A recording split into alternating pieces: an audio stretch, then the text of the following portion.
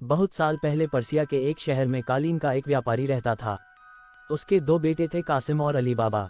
उसका व्यापार अच्छा चल रहा था, लेकिन कुछ समय बाद उसकी मौत हो गई, जिसके बाद बड़े बेटे कासिम, जो कि लालची व्यक्ति था, उसने सारे व्यापार पर कब्जा कर लिया और अली बाबा को घर से निकाल दिया। जिसके बाद अली बाबा और उसकी बीवी दूसरी जगह जाकर रहने लगे और गरीबी में जीवन बिताने लगे। अली बाबा जंगल में लकड़ियां काट कर बेचता था और अपनी बीवी और बच्चों का पालन पोषण करता था। ये सब ऐसे ही चल रहा था कि एक दिन अली बाबा जंगल में लकड़ियां काट रहा था तो उसने 40 घुड़सवार को जंगल में से गुजरते हुए देखा। वह एक पेड़ के पीछे छिपकर यह सब देखने लगा।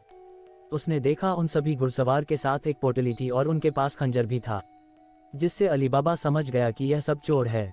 वह उन सभी को देख ही रहा था कि वह सब 40 चोर एक छोटी पहाड़ी के सामने जाकर रुक गए।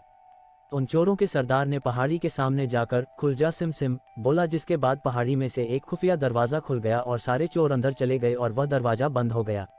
ये सब देखकर अली बाबा बहुत हैरान हो गया। वह उस पहाड़ को ऐसे ही कुछ समय देख रहा था कि वह खुफिया दरवाज़ा फिर खुला और उसमें से 40 चोर निकले। उनके सरदार ने पहाड़ी से कहा कि बंद हो जा सिम सिम, जिसके बाद वह खुफिया दरवाज़ा बंद हो गया और 40 चोर वहाँ से चले गए।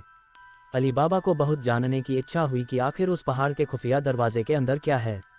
वह ये जानने के लिए उस पहाड़ के पास गया और जो चोरों के सरदार ने शब्द बोले थे वही शब्द बोलने लगा, खुल जा सिम सिम। उसके ये बोलने के बाद दरवाज़ा फिर खुल गया और अली बाबा गुफा के अंदर चला गया।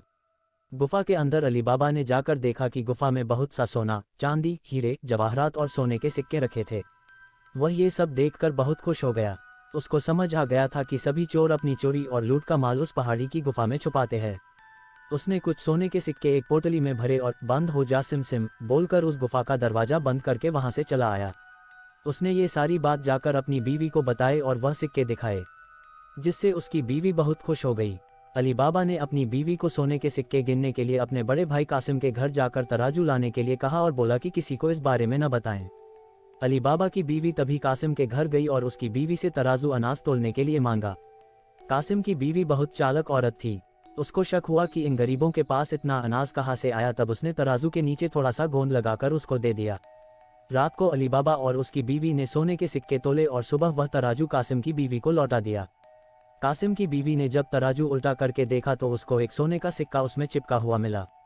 उसने यह बात अपने पति को बताई। ये बात सुनकर कासिम अपने भाई अली बाबा के पास गया और उसको सहानुभूति दिखाकर उससे सारा राज जान लिया। अली बाबा ने उसको सारी बात बताने के साथ दरवाज़ा खोलने के लिए खुफिया शब्द खुल जा सिम सिम भी बता दिए। कासिम ये सब जानकर अपने साथ कुछ खच्चर को लेकर उसी पहाड़ी के पास चला गया।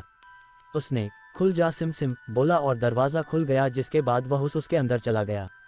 उसने अंदर जाकर बहुत सारा खजाना देखा और उसने बहुत सारा खजाना भर लिया, लेकिन जैसे ही वह उस गुफा से निकलने के लिए वह खुफिया शब्द बोलने लगा तो वह ये शब्द भूल गए, जिससे वह उस गुफा में ही बंद हो गया। और कुछ देर बाद 40 चोर आए और दरवाज़ा खोलकर अंदर आए तो उन्हें कासिम मिला।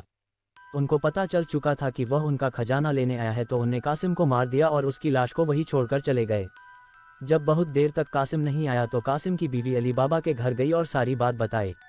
तब अली बाबा उसको ढूंढने के लिए गुफा के अंदर गया तो उसको कासिम की लाश मिली, जिससे वह बहुत दुखी हुआ और उसकी लाश को अपने साथ खच्चर पर लाद कर ले आया। उन्हें यह बात किसी और को न पता चले, इसके लिए कासिम की मौत बीमारी से हुई यह बहाना बनाया। कासिम की याद में कुछ समय बाद उसकी बीवी भी मर गई। जब 40 चोर गुफा में लौटे तो वहां पर कासिम की लाश को वहां पर न देखकर यह समझ गए कि इस गुफा के बारे में किसी और को भी पता चल चुका है।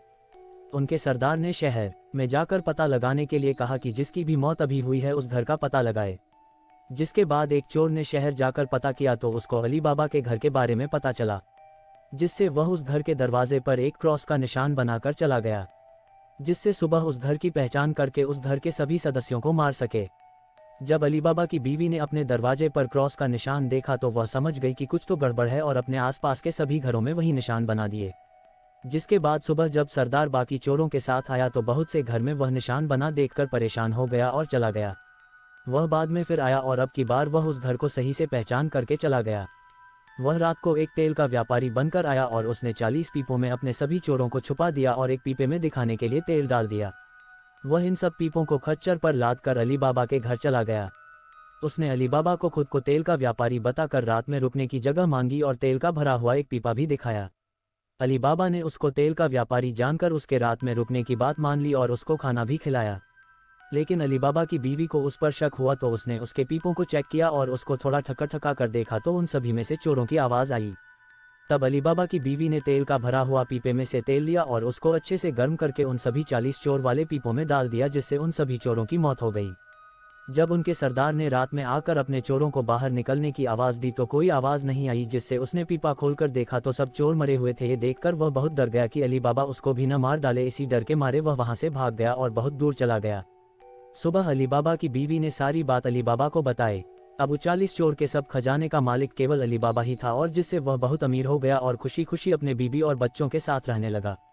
कहानी से सीख। इस कहानी से हमें ये सीख मिलती है कि हमें कभी भी लालच नहीं करना चाहिए। जिस तरह कासिम एक लालची व्यक्ति था जिसने अपने भाई से व्यापार छीन लिया और खजाने के बारे में पता चलने पर अकेला ही सारा खजाना लेने चला गया। नोट: इसी तरह की कहानी सुनने के लिए हमारे चैनल हिंदी स्टोरी 17 को सब्सक्राइब एंड लाइक और बेल आइकन को प्रेस जरूर करें।